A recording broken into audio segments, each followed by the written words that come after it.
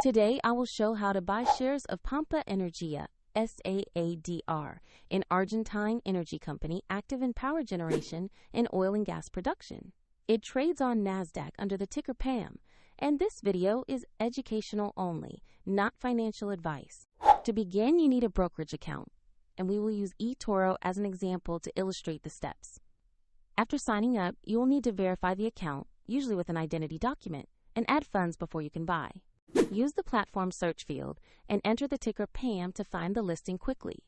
Make sure you select the result labeled Pampa Energia S.A ADR to open the correct stock page. On the asset page, review the basic company profile and the price chart to confirm this is the right ADR. Check the company name, NASDAQ exchange, and the PAM ticker before proceeding. To invest, click Buy. Choose the amount you want to allocate, review the order settings, and then confirm the trade. If the market is closed, the order will execute when trading resumes. And if you do not have enough funds, the platform will prompt you to add them before final confirmation. After execution, your new position will appear in your portfolio where you can monitor it. For more details, see the eToro link in the description.